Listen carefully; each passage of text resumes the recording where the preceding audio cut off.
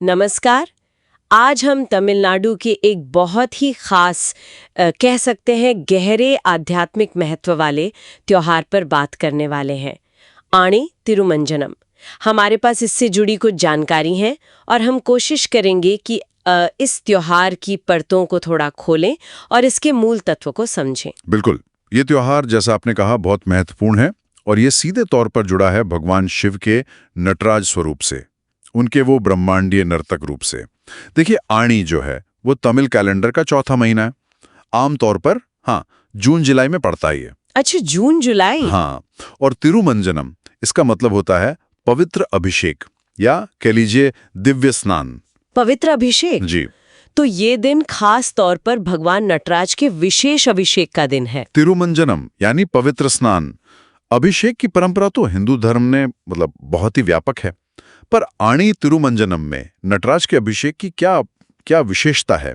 कुछ अलग है इसमें? हाँ बिल्कुल। इसकी सबसे बड़ी विशेषता है एक तो इसका स्थान और दूसरा इसका स्वरूप। ये मुख्य रूप से चिदम्बरम का जो प्रसिद्ध नटराज मंदिर है ना, हाँ, चिदम्बरम सुना है। जी, वहां बहुत भव्यता से मनाया जाता है। इस दिन भगवान नटराज की जो उत्सव मूर्ति होती है, उनका विशेष अभिषेक होता है और इसमें कई पवित्र वस्तुओं का इस्तेमाल होता है, खासतौर पर पंचामृत। पंचामृत, अच्छा, वो दूध, दही, शहद, घी और शक्कर या गन्ने का रस, है ना? हाँ बिल्कुल। हर चीज का अपना एक मतलब होता है, एक प्रतीकात्मक अर्थ। दूध पवित्रता का, शहद शायद जीवन की मिठास का, इस तरह से। बिल्कुल सही कहा आपने, बिल्कुल। हर चीज का अपना एक गहरा अर्थ है और इनके साथ साथ नारियल पानी भी होता है, फलों के रस होते हैं, चंदन का लेप, भस्म, ऐसी कई और चीजों से भी अभिषेक किया जाता है। तो ये सिर्फ नहलाना नहीं है, ये भगवान को अलग अलग तत्व और भाव समर्पित करने जैसा है। उनकी शुद्धि और अलंकरण का एक गहरा आध्यात्मिक अनुष्ठान है ये। गहरा अनुष्ठान। और आपने चिदम्बरम मंदिर का जिक्र किया। मैंने सुना है कि वहां इस दिन कुछ और भी खास होता है। वो चिदम्बर रहस्यम के बारे में कुछ बात है? हाँ बिल्कुल। चिदम्बरम मंदिर तो अपने आप में ही बहुत अनूठा है। आनी तिरुमंजनम के दिन क्या होता है कि विशेष पूजाओं के बाद भक्तों को उस जगह के दर्शन कराए जाते हैं जहां चिदम्बर रहस्यम है। अब ये कोई मूर्ति नहीं है, ये एक खाली स्थान है जिसे सोने के बिल पत्रों की मालाओं से सजाया जाता है। खाली स्थान? जी। खाली स्थान? जी, खाली स्थान ये भगवान शिव के निराकार अरूप स्वरूप का प्रतीक है। आकाश तत्व का प्रतीक, अनंत चेतना का। यह हमें याद दिलाता है कि दिव्यता जो है वो रूप में भी है और रूप से परे भी है, निराकार भी। वाह, ये तो बहुत ही गूढ़ बात हुई। मतलब रूप के साथ साथ अरूप की उपासना, वो खाली स्थान, आकाश तत्व, ये तो जैसे ब्रह्मांड की शून्यता और उसकी पूर्णता दोनों का एहसास कराता होगा, है ना? बिल्कुल बिल्कुल, यही उसका दर्शन है। अच्छा, आपने पूछा था ये कब मनाया जाता है? हाँ, आपने आणी महीना बताया था। हाँ, तो ये तमिल महीने आनी में उस दिन मनाया जाता है जब चंद्रमा उत्थिराम नक्षत्र में होता है। उत्थिराम नक्षत्र? जी, उत्थिराम नक्षत्र, जिसे हम उत्तर फाल्गुनी भी कहते हैं। ज्योतिष की दृष्टि से देखें तो एक बहुत शुभ और शक्तिशाली नक्षत्र माना जाता है। तो इस दिन का चुनाव भी सोच समझकर किया गया है ताकि अनुष्ठान का आध्यात्मिक प्रभाव और बढ़ सके। अच्छा। आमतौर पर यह जून या जुलाई के मध्य में ही पड़ता है। तो मतलब इसमें ग्रहों नक्षत्रों की स्थिति का भी एक महत्वपूर्ण योगदान है। अच्छा, अब आते हैं इसके सबसे ज्यादा चर्चित पहलू पर, नटराज का नृत्य। इस त्योहार का उससे क्या जुड़ाव है? देखिए, ये त्योहार असल में भगवान नटराज के आनंद तांडव का उत्सव है। आनंद तांडव यानी ब्रह्मांडीय आनंद का नृत्य। आनंद तांडव?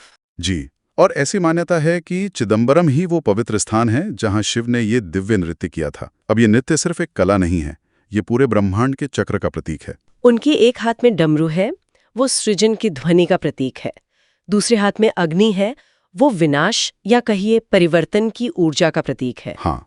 उनका उठा हुआ पैर मोक्ष का मार्ग दिखाता है और जो पैर नीचे एक दानव को दबाए हुए है, वो अज्ञान पर विजय का प्रतीक है। अच्छा, मतलब नटराज की हर मुद्रा, हर एक प्रतीक, वो सृष्टि, स्थिति यानी पालन, संहार यानी विनाश, फिर तिरोभाव यानी छिपाव और अनुग्रह यानी कृपा, इन 5 दिव्य कृतियों को दर्शाती है। एकदम सही।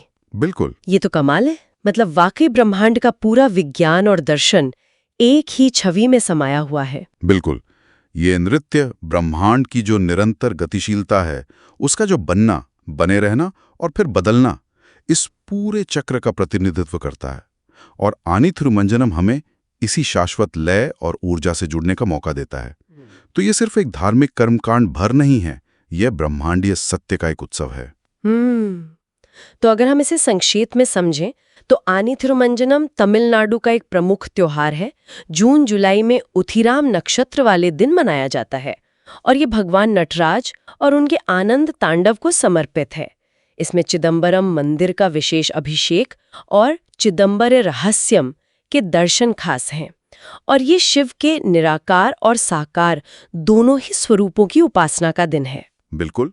और सबसे महत्वपूर्ण बात ये हमें याद दिलाता है कि जीवन और ये पूरा ब्रह्मांड ये स्थिर नहीं है। ये निरंतर परिवर्तन और लय का एक नृत्य है। सृजन और विनाश ये एक ही सिक्के के दो पहलू हैं। शिव का तांडव यही दर्शाता है। सही कहा। इस पूरी बातचीत के बाद मेरे मन में एक विचार आ रहा है सोचने के लिए कि दुनिया भर के जो अलग अलग संस्कृतियां हैं या दर्शन हैं वो ब्रह्मांड के इसी सृजन, पालन और परिवर्तन के चक्र को कैसे देखती होंगी, कैसे उसे अभिव्यक्त करती होंगी। शायद ये खोजना भी एक दिलचस्प यात्रा हो सकती है। और